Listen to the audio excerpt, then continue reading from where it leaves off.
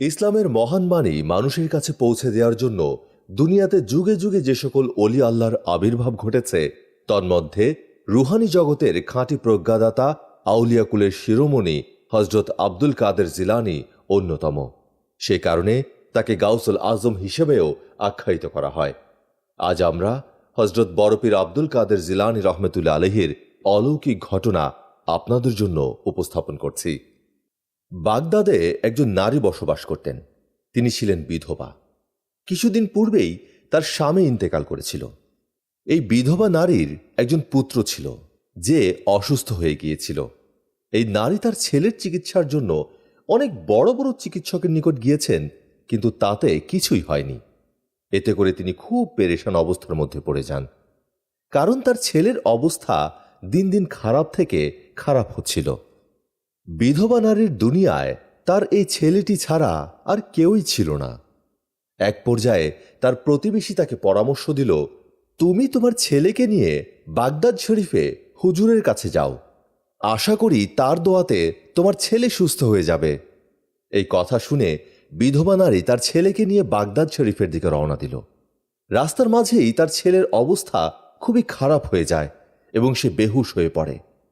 তখন এক ব্যক্তি সেই বিধবা নারীকে জিজ্ঞেস করল, আপনি কোথায় যাচ্ছেন?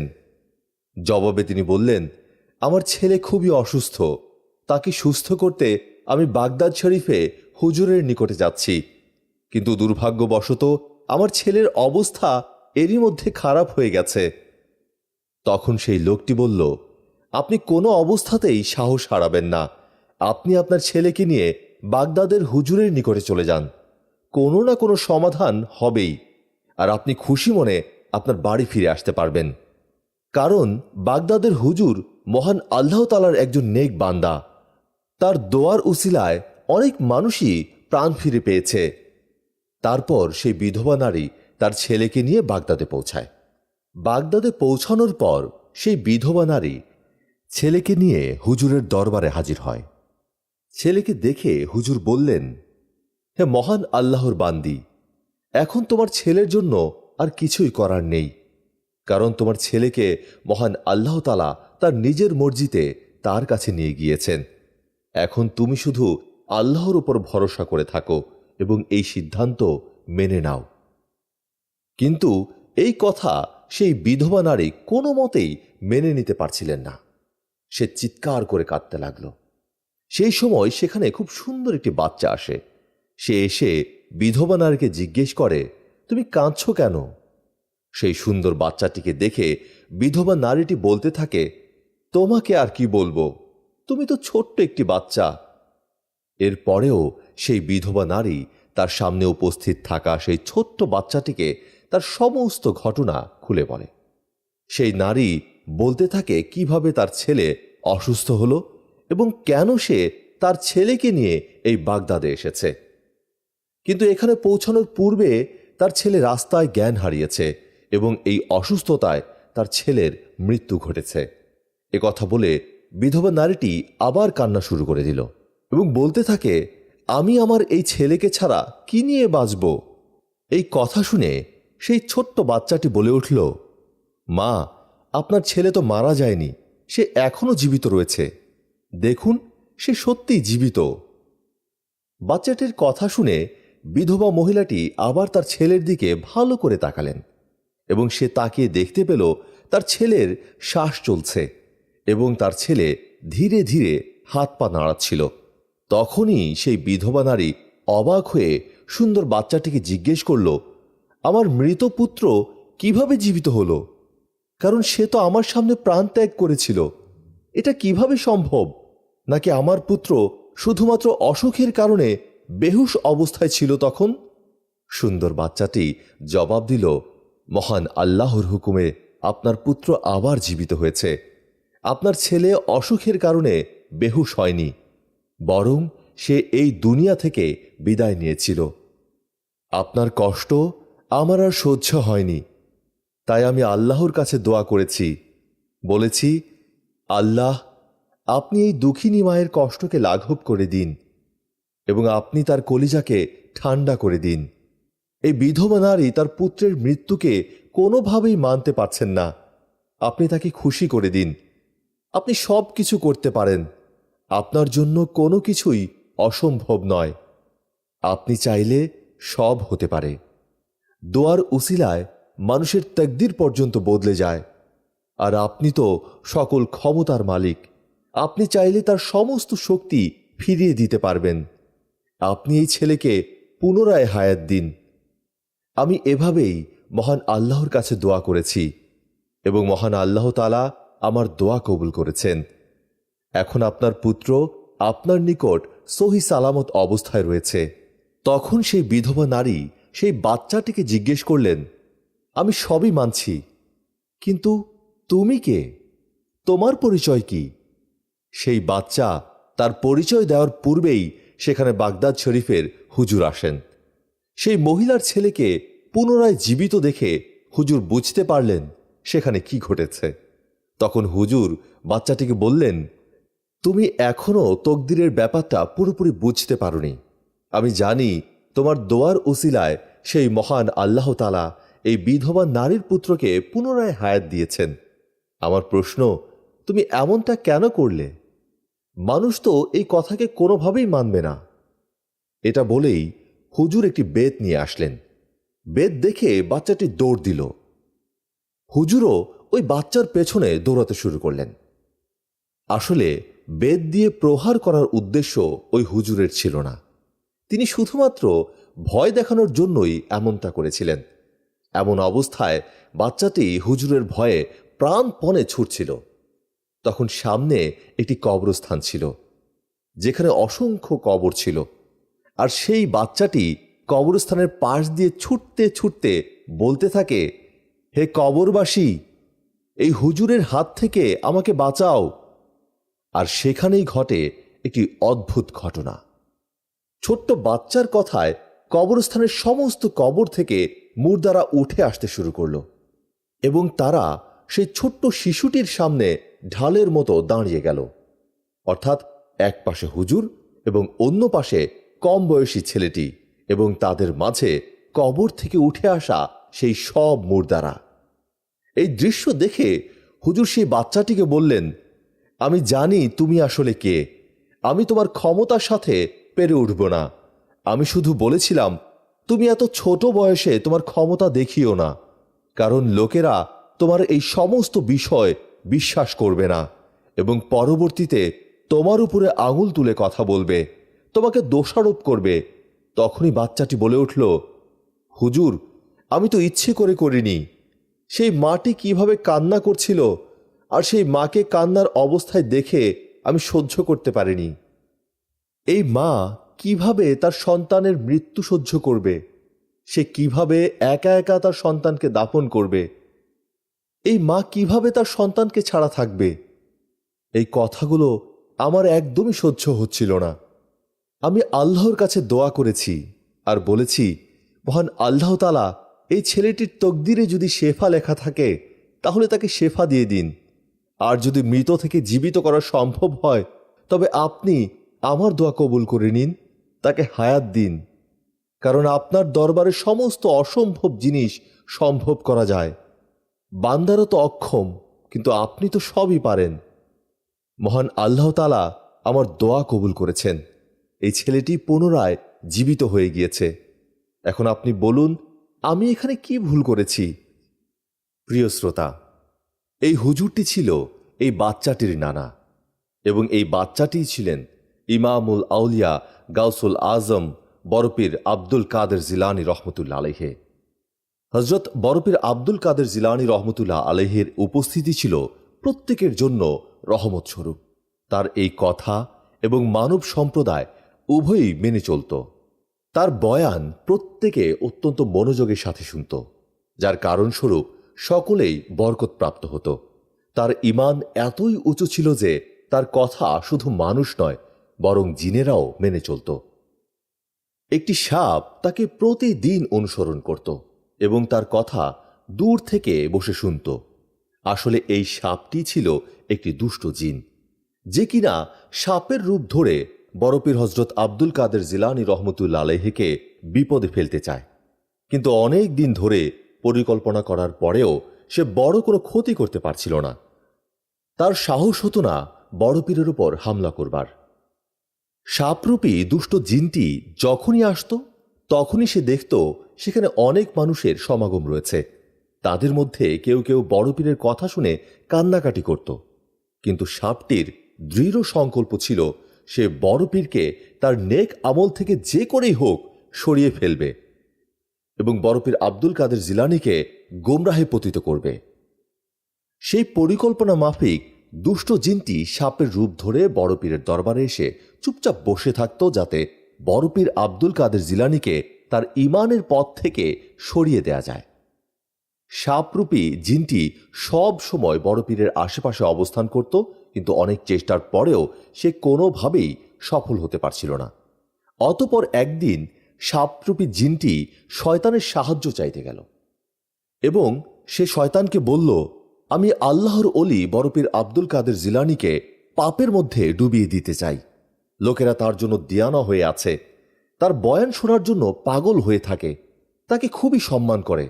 এই ব্যাপারগুলি আমার একদমই ভালো লাগে না।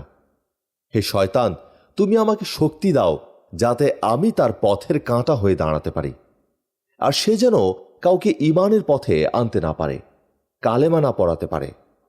এভাবেই সে একদিন শয়তানের কাছ থেকে শক্তি নেয়। গাউসুল আজম একদিন তার মাদ্রাসার ছাত্রদেরকে তালিম দিচ্ছিলেন।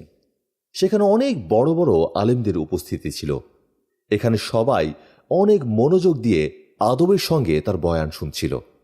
তিনি এমনভাবে বয়ান করছিলেন যে কারোর হুঁশ ছিল না। আচমকা একটি সাপ সেই দালানের ছাদ থেকে তাদের মাঝে এসে পড়ে। সকলের মাঝে মুহূর্তেই আতঙ্ক ছড়িয়ে পড়ে। আকার আয়তনে এই সাপটি ছিল অনেক বড়।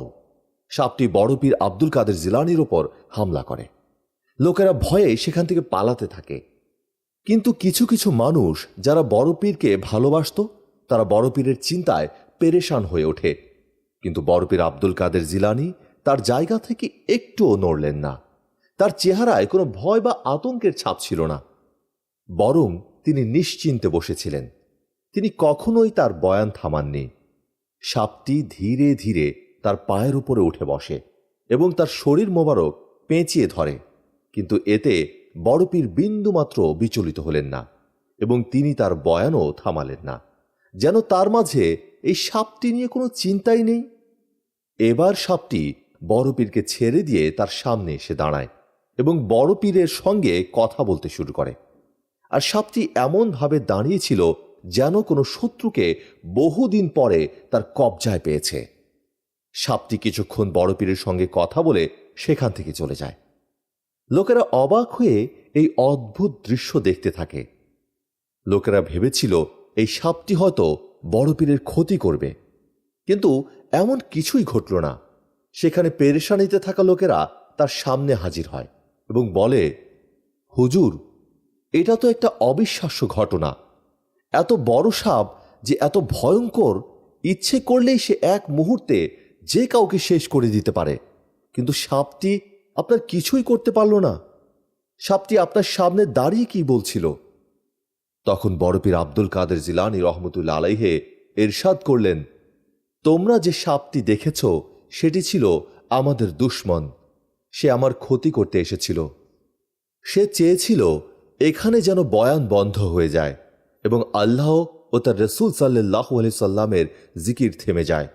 সে বহুদিন ধরেই আমার ক্ষতি করার চেষ্টা করছিল, কিন্তু আজ যখন সে সাহস করে আমাকে পেঁচিয়ে ধরে, তার মনে হতে থাকে তার সমস্ত শক্তি শেষ হয়ে গিয়েছে।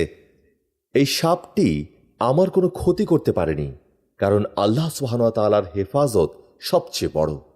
সাপটি তখন আমার সামনে এসে বলে, হে গাউসুল আজম, আমি বহু আল্লাহওয়ালা ব্যক্তি দেখেছি যাদের কেউ নামাজ ছাড়ত না, যাদের অন্তর থেকে কখনোই আল্লাহ তাআলার জিকির থামত না। আমি তাদেরকেও ঈমানের পথ থেকে সরিয়ে দিয়েছি, কিন্তু একমাত্র আপনার সঙ্গে আমি হেরে গেলাম।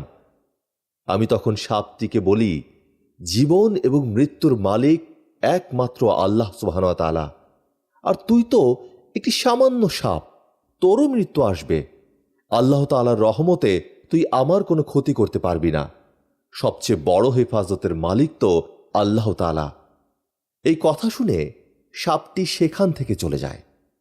বড় পীর আব্দুল কাদের জিলানী পুনরায় তার বয়ান শুরু করেন এবং মানুষের ভয়কেও খতম করে দেন। এরপরেও সাপটি তার জেদের ওপর অটল ছিল, কারণ শয়তান তার বন্ধু। সে মনে মনে ভাবতে থাকে, এই পীর এতগুলো লোকের সামনে বয়ান করছিল আর আমি তার কিছুই করতে পারলাম না। কিন্তু পরের বার আমি ভয় পেয়ে আর ফেরত আসব না। আমি এই পীরকে তার ঈমান থেকে সরিয়ে ছাড়বই। আসলে সাপরূপী জিনটি জানত না ইনি কোনো সাধারণ পীর নন। ইনি হলেন পীরদের পীর, পীরানে দস্তগীর বড় পীর আব্দুল কাদের জিলানী রহমতুল্লাহ আলাইহে। সাপটি অপেক্ষা করতে থাকে কোনো একদিন পীরকে একা পেলে ক্ষতি করবে এবং ইসলাম থেকে সরিয়ে আনবে। একদিন এই সাপটি তার সুযোগ পেয়ে যায়। বড় পীর আব্দুল কাদের জিলানী একটি মসজিদে নামাজ আদায় করছিলেন এবং আল্লাহ তাআলার দরবারে একের পর এক সেজদা করে যাচ্ছিলেন। এমন সময় সাপরূপী ওই পাপিষ্ঠ জিনটি আবার হাজির হয়, ঠিক বড় পীরের নামাজের সেজদার জায়গায় মুখ খুলে বসে থাকে। তখন সাপটি খুব অহংকারের সাথে চিন্তা করছিল, এই পীর এখন কি করবে? যদি কোনো সাধারণ মানুষ হতো তবে সে নামাজ ছেড়ে পালিয়ে যেত, কিন্তু আমাদের বড় পীর আব্দুল কাদের জিলানী একমাত্র আল্লাহ তাআলা ব্যতীত আর কাউকেই ভয় পেতেন না। তিনি দাঁড়িয়ে সূরা পাঠ করে যাচ্ছিলেন। তার চেহারা মোবারকে কোনো ভয়ের ছাপ ছিল না। যখন তিনি সেজদায় যেতে লাগলেন, তখন সেজদার জায়গা থেকে সাপটিকে এমনভাবে সরিয়ে দিলেন যেন তা কোনো ক্ষতিকর প্রাণী নয়, বরং একটি সাধারণ পোকা, যার কোনো বড় ক্ষতি করার শক্তি নেই। কিন্তু সাপটি পিছু হটল না। সে বড় পীরের ঘাড় জড়িয়ে ধরল। কিন্তু এবারেও বড় পীর নির্বিঘ্ন মনে নামাজ পড়তে লাগলেন। এরপর সাপটি বড় পীরের কুর্তির ভেতরে ঢুকে যায়। সেটা এক পাশ দিয়ে ঢুকে অন্য পাশ দিয়ে বেরিয়ে আসে। সাপটি সর্বাত্মক চেষ্টা করতে থাকে বড় পীরের নামাজ নষ্ট করতে। কোনো না কোনো সময় তো তার নামাজের মনোযোগ নষ্ট হবেই, তার নামাজ ছুটেই যাবে। কিন্তু বড় পীর আব্দুল কাদের জিলানীর নামাজ তো নষ্ট হলোই না, বরং তিনি সম্পূর্ণ নামাজ আদায় করে সালাম ফিরিয়ে তবেই উঠলেন। বড় পীরের সালাম ফেরানোর পর সাপটি কিছু না বলে সেখান থেকে গায়েব হয়ে যায়। পরের দিন বড় পীর আব্দুল কাদের জিলানী সেই মসজিদে আবার নামাজ আদায় করতে আসেন। যখন তিনি মসজিদে প্রবেশ করেন, তখন সেখানে তিনি অনেক বড় বড় চোখের একজনকে দেখতে পান। সে মসজিদের মাঝখানে অনেক অসহায়ভাবে দাঁড়িয়েছিল এবং খুব অসহায় দৃষ্টিতে বড় পীর আব্দুল কাদের জিলানী রহমতুল্লাহ আলাইহিকে দেখছিল। বড় পীরের অনেক মুরিদ ছিল যারা ছিল জিন। বড় পীর একে এক নজরে দেখে বুঝে নেন এটি আর কেউ নয়, বরং একজন জিন। সে অনেক দুর্বল অবস্থায় বড় পীরের সামনে আসে এবং হাত জোর করে মাফ চাইতে থাকে এবং বিলাপ করে কাঁদতে থাকে। পরে কান্না থামিয়ে সে জিন বলে, আমি তো জাহান্নামী জিন, আপনাকে প্রতিটি সময় বিরক্ত করে গিয়েছি। আমি তো কয়েক মাস ধরে এই ধারণা নিয়ে বসে থাকতাম যে আমি আপনাকে আপনার কাজ থেকে সরিয়ে ফেলতে পারবো আর মানুষের চোখে আপনার সম্মানকে শেষ করতে পারবো। আমি সেই আশায় আপনাকে আপনার রাস্তা থেকে সরিয়ে দিতে চেয়েছিলাম। আমি এমন অনেক আল্লাহওয়ালাকে আল্লাহর রাস্তা থেকে সরিয়ে দিয়েছি, কিন্তু আপনার মতো এমন কাউকে পাইনি। একমাত্র আপনাকে আল্লাহ তাআলার রাস্তা থেকে সরাতে আমি ব্যর্থ হয়েছি। না আমি আপনার বয়ানকে থামাতে পেরেছি, না আমি আপনাকে নামাজ থেকে সরাতে পেরেছি। শয়তানের কাছ থেকে শক্তি নিয়েও আমি আপনার এবং আল্লাহর মহব্বতকে শেষ করতে পারিনি। তখন বড় পীর আব্দুল কাদের জিলানী বললেন, লোকদের বাহবা পেতে আমি কোনো কাজ করি না। আমি শুধুমাত্র কাজ করি মানুষকে আল্লাহর পথে নিয়ে আসার জন্য, আল্লাহর ইবাদতের প্রতি আকৃষ্ট করার জন্য। আর এ কারণেই জিনেরাও আমার উপরে বিশ্বাস রাখে। তখন সেই জিন বলে, ওস্তাদ, আপনি আমার জন্য দোয়া করবেন, আমিও মুসলিম হতে চাই। আর এরপরে এই জিন বড় পীরের হাতে মুসলমান হয়ে যায়। সুবহানাল্লাহ। অতঃপর বড় পীর আব্দুল কাদের জিলানী রাদিয়াল্লাহু তাআলা আনহু বলেন, এটা সেই সময়ের কাহিনী যখন আমি আমার ঘর ছেড়ে বাগদাদে এসেছিলাম। আমার মা আমাকে যে দিরহাম দিয়েছিলেন সেগুলো শেষ হয়ে গিয়েছিল, যার কারণে আমাকে অনেক অসুবিধার সম্মুখীন হতে হয়েছিল। তখন আমার কাছে খাবার কেনার মতো কোনো অর্থ অবশিষ্ট ছিল না। তখন এমন পরিস্থিতির মধ্যে পড়েছিলাম যে কে আমাকে সাহায্য করবে? রিজিক তো শুধুমাত্র আল্লাহ তাআলার তরফ থেকে আসে। আমার লজ্জা লাগছিল এই ভেবে যে আমি কার কাছে সাহায্য চাইব বা কাকেই বলবো আমি ক্ষুধার্ত। আমি যেখানে ছিলাম সেখানে আমার খুব কাছে একটি জঙ্গল ছিল। যদি সেই জঙ্গল থেকে কোনো ফল সংগ্রহ করতে পারি তবে তা হবে আল্লাহ তাআলার নিয়ামত। তবুও কোনো মানুষের সামনে মাথা নত করা এটি আমি কিছুতেই মেনে নিতে পারছিলাম না। আমি তো ঋণের পক্ষে কখনোই ছিলাম না, কিন্তু কি করব? অনেক খুঁজেও তো সেই জঙ্গলে কোনো ফল পেলাম না। তখন অবস্থা এমন দাঁড়ালো, ক্ষুধায় হয়তো আমার দমটাই শেষ হয়ে যাবে। একে তো আমার প্রচণ্ড ক্ষুধা, তার উপর এই জায়গায় কিছুই মিলছিল না। তখন আমি আল্লাহ তাআলার কাছে দোয়া করি, হে আল্লাহ, আপনি আমার একটি ব্যবস্থা করে দিন। তখন আমি নদীর ধারে গেলাম এই আশায় সেখানে হয়তো কোনো খাবার পাব। তারপরে দেখি সেখানে আমার আগে অনেক দরবেশ এসে বসে রয়েছে। যদি আমি সেখানে কিছু পেয়েও যাই তবে সেটার ওপর সকলে ঝাঁপিয়ে পড়বে। আমি পুনরায় শহরে ফিরে আসি এবং খাবারের সন্ধান করতে থাকি, কিন্তু শহরেও আমি কিছু পেলাম না। তখন আমি একেবারে নিরুপায় হয়ে মসজিদের এক কোণায় বসে পড়ি এবং আল্লাহ তাআলার জিকির করতে শুরু করি। প্রচণ্ড ক্ষুধা ও তৃষ্ণায় চোখে অন্ধকার দেখতে শুরু করলাম। আমি এতটাই দুর্বল হয়ে গিয়েছিলাম যে আমি দাঁড়াতেই পারছিলাম না। ঠিক তখনই গায়েবী আওয়াজ আসে, আব্দুল কাদের, ক্ষুধা এখন তোমার সহ্য ক্ষমতার বাইরে চলে গেছে। যাও, তুমি কারো কাছ থেকে ধার করো, নিজের জন্য রুটির ব্যবস্থা করো। কিন্তু এই কথা তিনি কিছুতেই বুঝতে পারছিলেন না যে তিনি কার কাছ থেকে ধার করবেন। কিন্তু কোনো উপায় না দেখে বড়পীর পুনরায় শহরের দিকে পা বাড়ালেন। দোকান তো অনেক ছিল, কিন্তু বড়পীরের চোখে একটি দোকান পড়ল, যেখানে দোকানদার গরম গরম তন্দুরি রুটি বানাচ্ছে। বড়পীর সেই রুটির দোকানে গেলে দোকানদার তাকে চিনতে পারেনি, কারণ এই সমস্ত দোকান থেকে তিনি কখনোই কিছু কেনেননি। মহান আল্লাহ তাআলা সেই রুটির দোকানদারের মনে একরকম অনুভূতি সৃষ্টি করে দিলেন যে এই ব্যক্তি আল্লাহ তাআলার একজন খাস বান্দা, আর এই ব্যক্তি এই বয়সে মহান আল্লাহ তাআলার ইবাদতে নিজেকে উৎসর্গ করেছে, আর এ কারণে এই ব্যক্তির জন্য রুটির ব্যবস্থা করা আমার দায়িত্ব। তখন সে দোকানদার মহান আল্লাহ তাআলার রহমতে বলে উঠলেন, আপনি কি আব্দুল কাদের? উত্তরে বড়পীর আব্দুল কাদের জিলানী বললেন, হ্যাঁ, আমিই আব্দুল কাদের। দোকানদার পুনরায় জিজ্ঞাসা করলেন, সেই আব্দুল কাদের যিনি বাগদাদ থেকে এসেছেন এলম হাসিল করার জন্য? জবাবে তিনি বললেন, আমি সেই আব্দুল কাদের। এবার রুটির দোকানি বললেন, বলুন আপনি কি নিতে চান? এবার বড়পীর আব্দুল কাদের জিলানী বললেন, আমি যদি রোজ তোমার দোকান থেকে একটি করে রুটি নেই, তুমি কি আমাকে তা দেবে?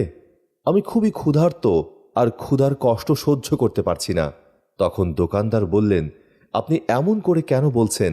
এই সমস্ত রুটি আপনার, আপনি চাইলে সবগুলো রুটি নিয়ে নিতে পারেন, এ ব্যাপারে আমার কোনো আপত্তি নেই। কিন্তু বড়পীর আব্দুল কাদের জিলানী রাদিয়াল্লাহু তাআলা আনহু বললেন, আমার সমস্ত রুটির দরকার নেই, তুমি রোজ আমাকে একটি করে রুটি দিও, আর এর বদলে যখনই আমার কাছে পয়সা হবে আমি তোমার ধার শোধ করে দেব, কারণ আমি আমার মাথার উপরে কোনো রকম ঋণের বোঝা রাখতে চাই না। তখন দোকানি জবাব দিলেন, জনাব, আমার এসব কিছু যায় আসে না। আমি যখন একবার বলেছি এই সমস্ত রুটি আপনার, তার অর্থ এই সমস্ত রুটি সত্যি আপনার। এবার বড়পীর আব্দুল কাদের জিলানী বললেন, আমার শুধু একটি রুটি হলেই হবে, যাতে আমার পেট ভরে যায় এবং আমি পুনরায় আমার তালিম শুরু করতে পারি। বড়পীর বর্ণনা করেন, আমি পুনরায় জঙ্গলে ফিরে আসি এবং আল্লাহ তাআলার শুকরিয়া আদায় করতে থাকি। আমি আবার এলম তালিম করতে শুরু করি এবং হাসিল করতে থাকি, আর এভাবেই দিন চলে যেতে লাগল। একদিন আমার খেয়াল হলো, আমি তো সেই রুটির দোকানের কাছ থেকে প্রতিদিন রুটি নিচ্ছি, আর সেই দোকানি আমাকে খুশি মনেই রুটি দিচ্ছে, আর সে আমাকে অনেক সম্মান করে, কিন্তু আমি প্রতিদিন তার নিকট ধার করে যাচ্ছি। এটা কি ঠিক হচ্ছে? আর আমি তাকে ওয়াদা করেছি তার সমস্ত পাওনা আমি শোধ করে দেব। এই কথা মনে আসার সঙ্গে সঙ্গে আমি নিজেকে বলি, এই আব্দুল কাদের ধার তো ধারই, আর তোমাকেই তো তা শোধ করতে হবে। কিন্তু আমি পয়সা কোথায় পাব? এই কথা মনে হবার পর আমি এতটাই লজ্জা পাই যে আমি তার কাছ থেকে কিছুদিন রুটি নেওয়া বন্ধ করে দিই। আমি কিভাবে তার সামনাসামনি হব? এভাবে কিছুদিন চলে যায়। আমি আর সেই রুটির দোকানের কাছে যাইনি। একদিন আমি ভাবছিলাম সেই রুটির দোকানের ধার কিভাবে পরিশোধ করা যায়। তখন আমার কাছে একটি গায়েবী আওয়াজ আসে। সেখানে শুনতে পাই কেউ একজন বলছে, আব্দুল কাদির, আপনার ধারের দায়িত্ব আল্লাহ তাআলা নিয়েছে। আপনি কেন এত চিন্তা করছেন? তারপরও আমার মাথায় শুধুমাত্র একটি কথাই ঘুরছিল, ধার করে আমি রুটি খাবো না, আর আমি ওখানে আর যাব না। আমি ঠিক করে নিয়েছিলাম এই রুটি দোকানদারের কাছে আমি কখনোই যাব না যতক্ষণ না পর্যন্ত আমার কাছে অর্থ আসে, আর তার কাছ থেকে আমি আর রুটিও নেব না। এবার আবার গায়েবী আওয়াজ আসে এবং শুনতে পাই, আব্দুল কাদের, ঋণ আপনাকে শোধ করতেই হবে।